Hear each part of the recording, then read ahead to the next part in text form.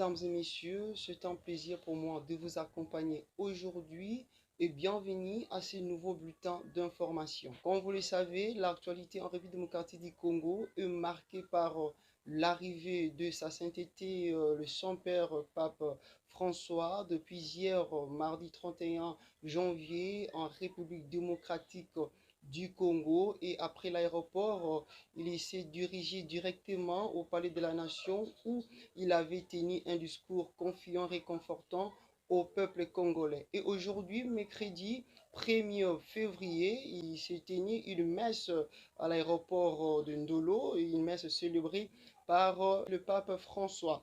À l'occasion de cette messe, le cardinal Fridolin Ambongo a prononcé un discours au pape à la fin de la messe célébrée ce mercredi 1er février par le Saint-Père à l'aéroport de Ndolo à Kinshasa. Il a rappelé l'importance d'organiser des élections transparentes, crédibles, apaisées et inclusives.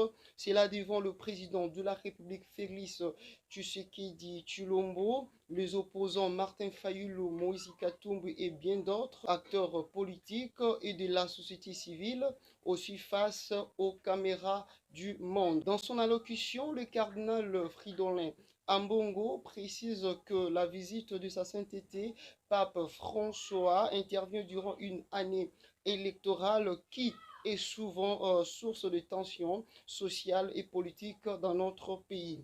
Avec son message qu'il nous a apporté et confiant dans ses prières, nous espérons voir dans notre pays des élections libres, transparentes et apaisées. La veille, dans un discours au Palais de la Nation, le pape a appelé à favoriser des élections libres, transparentes et crédibles. Le cardinal n'a pas manqué de détailler dans son bref discours la situation sociale dans laquelle vivent les Congolais en général. Il a rappelé au pape que le peuple qui l'accueille aujourd'hui et qui est là devant lui est un peuple qui souffre dans son corps et dans son âme. Il a aussi remercié le souverain pontife de sa présence et de son message. Malgré cette souffrance injuste, le peuple congolais demeure confiant et plein d'espérance. Voilà pourquoi la présence réconfortante de votre sainteté au chevet de ce peuple qui souffre constitue un véritable encouragement.